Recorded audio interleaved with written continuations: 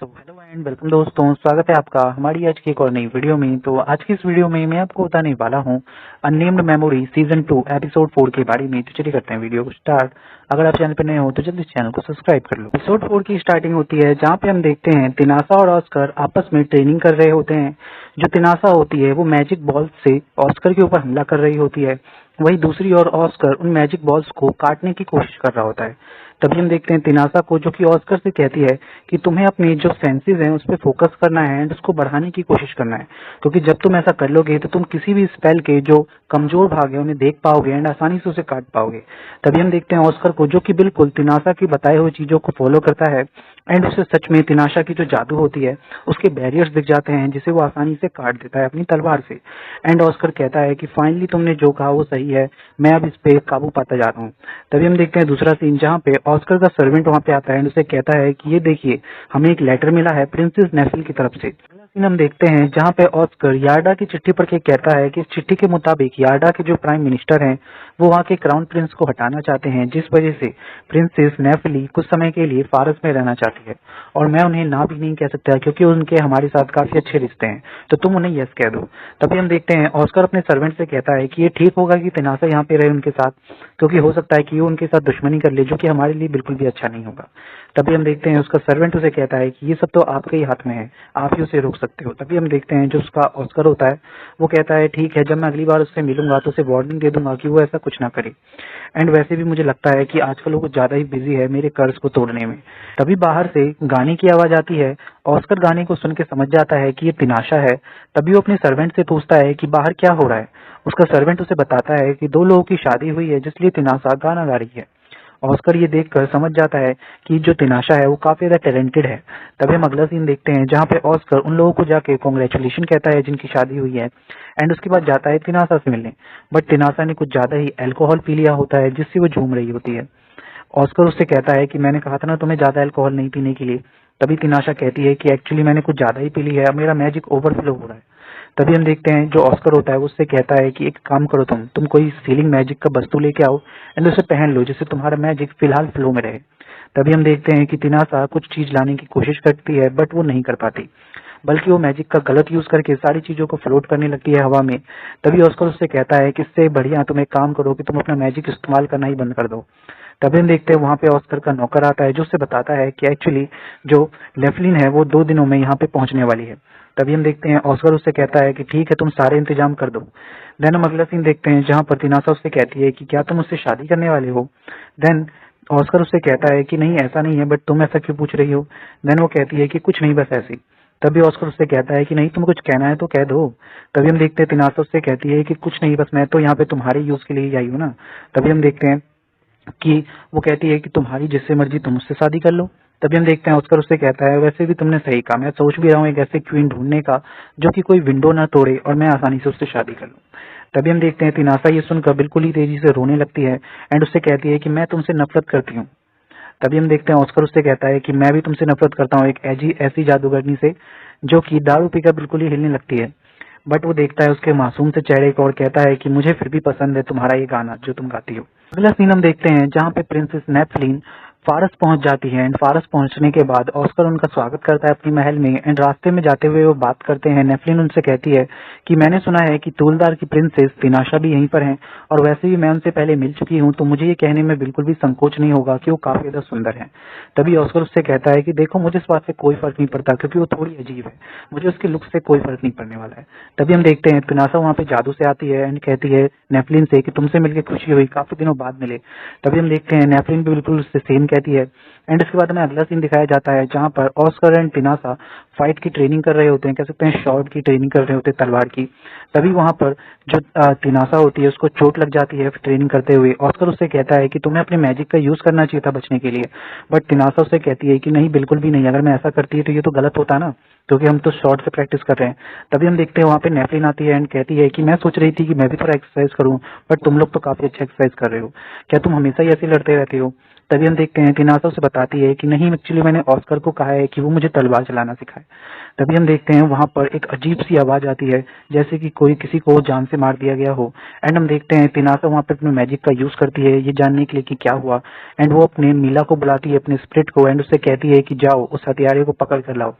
तभी हम देखते हैं कि जो ऑस्कर होता है वो कहता है कि मुझे लगता है कि कोई हमारे बैरियर को तोड़ के अंदर महल में घुस आया है। तभी हम अगला सीन देखते हैं जहां पर ऑस्कर के सैनिक उस हथियारे को पकड़ कर ले आते हैं। एंड वो कहते हैं कि मुझे लगता है कि इनका टारगेट लेडी नेफ्लिन था।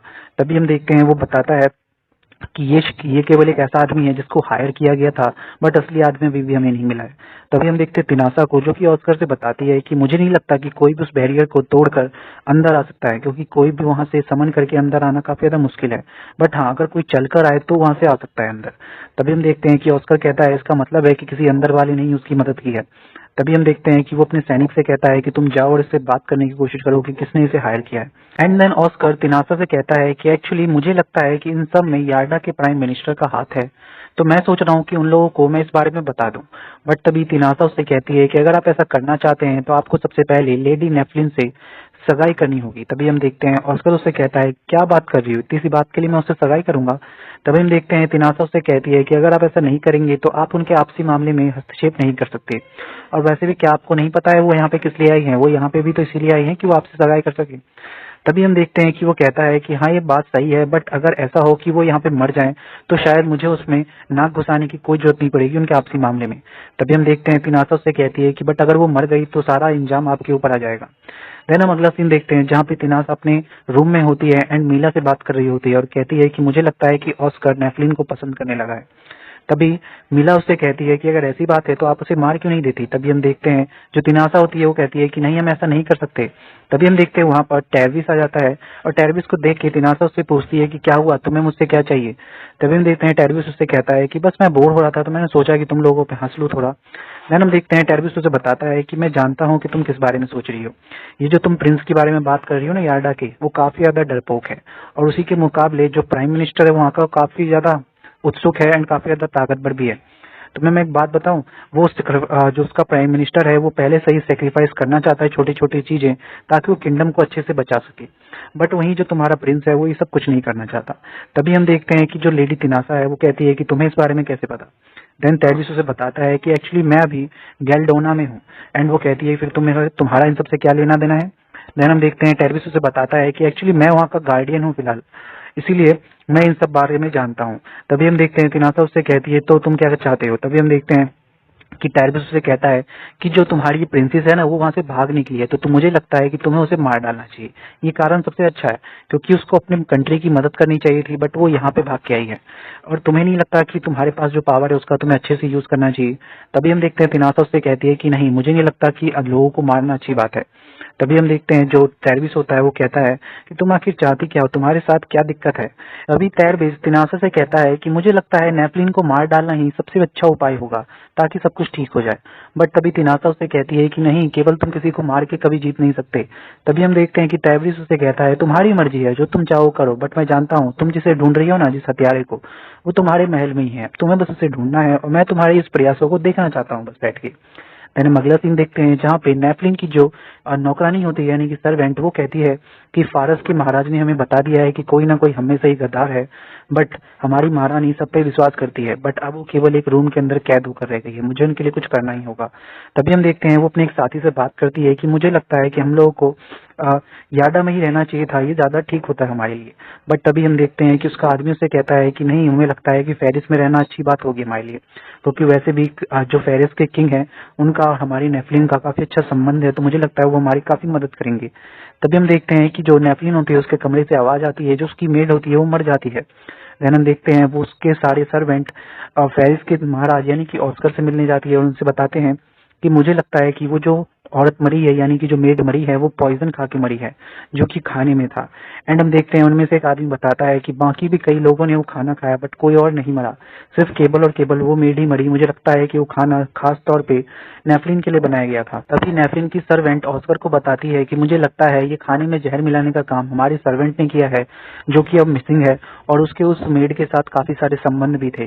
तभी हम देखते हैं ऑस्कर कहता है कि ये सारी बातें सुनकर काफी ज्यादा हंसी आ रही है। तभी उसकी मेड उसे बताती है है कि उस ऑफिसर का नाम एनएस था और उसके कई सारे संबंध थे उस लेडी मेड के साथ। मुझे लगता है उसी ने चुपके से उसमें जहर मिला दिया होगा खाने में, एंड तब से ही वो गायब है। एंड वो कहती है कि मुझे लगता है कि आपको इस समय नेफलिन की मदद करनी चाहिए। तभी हम देखते हैं ऑस्कर उससे कहता है कि बिल्कुल, मैं पूरी कोशिश करूंगा सब कुछ करने की, एंड मैं उस कल्पिट को भी ढूंढने की कोशिश करूंगा। तभी हम देखते हैं वो सर्वेंट उससे कहती है कि एक्चुअली मेरा मतलब ये नहीं था, मैं जानती हूँ कि आप क्या कहना चाहते हो, बट मैं कहना चाहती हूँ कि नेफलिन के आपके साथ काफी ज्यादा अच्छे संबंध हैं, एंड वो 10 साल पहले से ही आपके साथ शादी करना चाहती है, तो आपके बारे में, उसके बारे में क्या ख्याल है। तभी ऑस्कर से कहता है कि मैं जो कर सकता हूँ मैं पूरी तरीके से करने की कोशिश करूंगा। देन हम देखते हैं वो लोग वहां से चले जाते हैं, एंड हम देखते हैं तिनासा उससे कहती है कि मुझे लगता है कि ऑस्कर अब तुम इसमें नाक घुसाना चाहते हो अपना उनके मामले में। तभी ऑस्कर कहता है कि मेरे पास कोई और रास्ता नहीं बचा है। तभी हम देखते हैं तिनासा उससे कहती है कि अगर ऐसी बात है तो मैं तुम्हारी मदद जरूर करूंगी। तभी ऑस्कर उससे कहता है कि बट तुम तो अब क्वीन बनने वाली हो ना, तो तुम्हें प्रिपरेशन नहीं करनी है। तभी वो कहती है कि भी थोड़ा टाइम है तो मैं अभी थोड़ा काम कर सकती हूँ। देन ऑस्कर कहता है कि ठीक है, फिर मैं चाहता हूँ कि तुम यहाँ से जाने से पहले इस सारे मैटर को सुलझा के जाओ। बट तभी तिनासा उससे कहती है कि मुझे लगता है कि आपके कर्ज को खत्म होने में अभी भी 2 हफ्ते का टाइम लगेगा। तभी ऑस्कर उससे कहता है कि अगर ऐसी बात है तो तुम कोई गड़बड़ी मत करना। देन तिनासा कहती है कि क्या आपको लगता है कि मैं हमेशा गड़बड़ी करती हूँ। देन हम देखते हैं जब रास्ता में तिनासा जा रही होती है तो उससे वहाँ पे वेल्ट मिलता है जो उसे अपना नाम बताता है। उसे देख के तिनासा समझ जाती है कि वो काफी बड़ा जादूगर है। बट वेल्ट उससे कहता है कि मैं जानता हूँ, बट आप किसी को ये बताना मत, क्योंकि मेरे पास जितने भी जादू हैं वो लोगों से लिए हुए हैं। तभी हम देखते हैं तिनासा उससे कहती है कि तुम यहाँ पे क्यों आए हो, क्या तुम्हें कोई क्लू मिला है कि उस हथियारे के बारे में। तभी वो कहता है कि नहीं, एक्चुअली मुझे आपसे एक क्वेश्चन पूछना है मंत्र के बारे में। देन हम देखते हैं तिनासा उसे उस पूरे मंत्र के बारे में बता देती है। वो कहता है कि थैंक यू सो मच कि आपने मेरी मदद की। एंड उससे कहता है कि मुझे लगता है कि अब मुझे जाना चाहिए नेफलिन के पास उनकी गार्डिंग करने के लिए, बट मुझे लगता है कि वो पहले से ही सोच रही हैं कि वो ऑस्कर के साथ एंगेज है, एंड इसीलिए वो लोग एक अच्छे कपल बन के उभरेंगे, और मुझे लगता है इसके बाद आप भी पूरी तरीके से फ्री हो जाएंगी।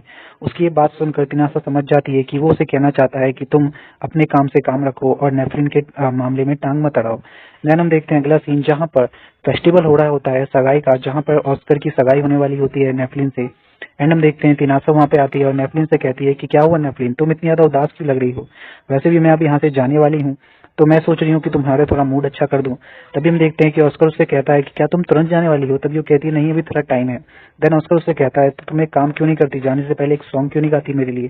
देन हम देखते हैं तिनासा को जो कि एक सॉन्ग गाती है, एंड उसके बाद कहती है कि ठीक है, अब मेरा ये सॉन्ग खत्म हो गया है, मुझे यहाँ से जाना चाहिए। देन वो वहाँ से चली जाती है। देन हम अगला सीन देखते हैं जहाँ पे नेफलिन और ऑस्कर मिलकर जंगल में जाते हैं, एंड जाते हुए वो रास्ता खो देते हैं। एंड रास्ते में चलते हुए वो कहता है ऑस्कर उससे कि मुझे लगता है थोड़ी ही दूर पे फॉरेस्ट के बाद एक लेक है जहाँ पे जाके हम सब कुछ अच्छे से मैनेज कर सकते हैं एंड पानी वानी पी सकते हैं। बट तभी हम देखते हैं कि रास्ते में फॉग आ जाता है हर जगह, एंड ऑस्कर वहां से पूरी तरीके से गायब हो जाता है।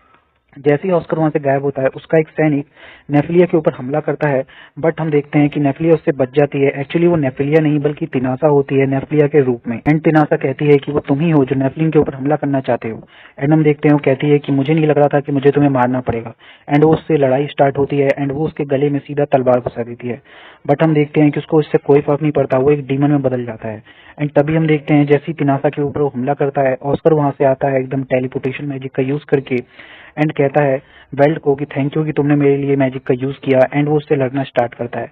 बट तभी हम देखते हैं कि उसको इस बात से कोई फर्क नहीं पड़ता। देन वेल्ट उसे बताता है कि इसके ऊपर कर्ज का इस्तेमाल किया गया है जिसकी वजह से ये इस तरीके का बर्ताव कर रहा है। तभी हम देखते हैं तिनासा उसे कहती है कि तुम अपने उस आइस का यूज करने करते उसके कमजोर पार्ट को ढूंढने के लिए। एंड हम देखते हैं जो ऑस्कर होता है वो अपनी आइस का इस्तेमाल करता है, एंड उसे वो पार्ट मिल जाता है। एंड हम देखते हैं जो ऑस्कर होता है वो उसके ऊपर हमला करता है, एंड उस पार्ट पे मार कर उसको मार देता है। देन हम देखते हैं वो लोग घर जाते हैं वापस, एंड ऑस्कर नेफलिन से कहता है कि मुझे लगता है कि अब सब कुछ ठीक हो गया है, तो तुम्हें वापस अपने घर चले जाना चाहिए। देन वो उससे एक बात पूछती है कि ऑस्कर, क्या होता अगर मैं तुम्हें दोबारा से कहती हूँ 10 साल पहले की बात कि मैं तुमसे शादी करना चाहती हूँ अपने मन में। बट ऑस्कर उसको कुछ समझ में नहीं आता। देन ऑस्कर कहता है कि ठीक है, अब तुम यहाँ से सेफली जा सकती हो। देन हम देखते हैं कि जो नेफलिन होती है वो ऑस्कर को थैंक्स कहती है। देन हम अगला सीन देखते हैं जहाँ पे तिनासा ऑस्कर से कहती है कि क्या ये ठीक है कि आप नेफलिन को ऐसे ही जाने दे रहे हैं, मुझे लगा कि आप दोनों के बीच में कोई बात है, मुझे लगता है कि आप लोग एक दूसरे से प्यार वार करते हैं। बट तभी हम देखते हैं जो ऑस्कर होता है वो कहता है कि ऐसी कोई बात नहीं है। देन हम देखते हैं जो तिनासा होती है वो कहती है कि अगर ऐसी बात है तो मैं यहाँ पे थोड़े और दिन रुक सकती हूँ। देन हम देखते हैं ऑस्कर उससे कहता है कि तुम्हारी मर्जी है, तुम जितने दिन यहाँ पे रुकना चाहो रुक सकती हो। एंड हम देखते हैं तभी वहाँ पे ऑस्कर का एक सिपाही आता है, एंड उससे कहता है कि इस इन्वेस्टिगेशन के दौरान मुझे एक चीज ने आकर्षित किया, वो ये है कि हम लोगों ने नेफलिन के साथ 2 जादूगरों को देखा था, बट यहाँ पर इस दस्तावेज में कहीं पे भी ये जिक्र नहीं है कि नेफलिन के साथ 2 जादूगर होने चाहिए, क्योंकि उसका कहीं पे भी जिक्र नहीं है। तभी तिनासा कहती है कि इसका मतलब वो वेल्ट, वो शायद मुझे थोड़ा अजीब लग रहा था। तभी वो बताता है कि हाँ, रिकॉर्ड्स में भी कहीं ये नहीं लिखा हुआ कि यार्डा में कभी भी दूसरा जादूगर था, और मुझे लगता है कि उसने यहाँ पे लोगों के ऊपर एक मैजिक का यूज किया, जिससे उसने उनकी मेमोरी में ये घुसा दिया कि वो बहुत पहले से उनके साथ ज्वाइन है। एंड हम देखते हैं ऑस्कर उससे कहता है कि तुम उसे जल्दी से ट्रैक करो। तभी वो कहता है कि बट हमने उसे खो दिया है। तभी ऑस्कर कहता है कि मुझे लगता है ये वेल्ट वही है जिसने तिनासा को मारने की कोशिश की थी, फिर वो यहाँ पे क्यों आया था आखिर हमारी मदद करने के लिए। तभी तिनासा सारी बात समझ जाती है, वो कहती है कि कोई बात नहीं, सब कुछ ठीक है। एंड यहीं पे एपिसोड खत्म हो जाता है।